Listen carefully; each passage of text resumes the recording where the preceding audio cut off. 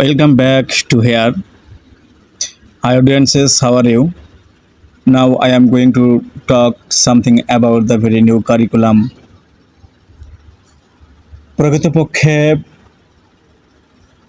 অবশেষে সব শেষে চূড়ান্তভাবে চূড়ান্ত হয়ে গেল নতুন শিক্ষা কারিকুলাম। সাপ্তাহিক ছুটি 2 দিন। দশম শ্রেণীর আগে কোনো পাবলিক পরীক্ষা নেই। তৃতীয় শ্রেণীর আগে কোনো পরীক্ষা নেই। এসএসসিতে মাত্র 5 বিষয়ে পরীক্ষা, যেমন বাংলা, ইংরেজি, গণিত, সায়েন্স ও সোশ্যাল সায়েন্স। কোনো পত্র নেই, মাত্র 5 দিনেই শেষ।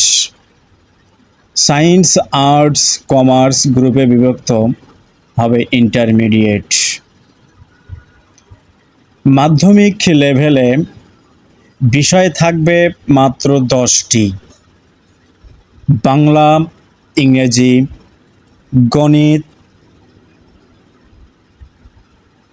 জীবন জীবিকা, বিজ্ঞান, সামাজিক বিজ্ঞান, ডিজিটাল প্রযুক্তি, ধর্মশিক্ষা, ভালো থাকা, শিল্প ও সংস্কৃতি।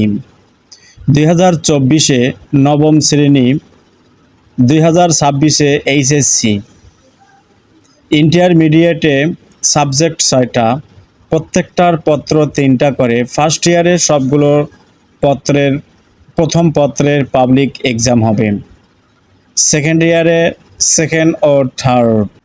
These are all from me for today's video, and thanks to all of you.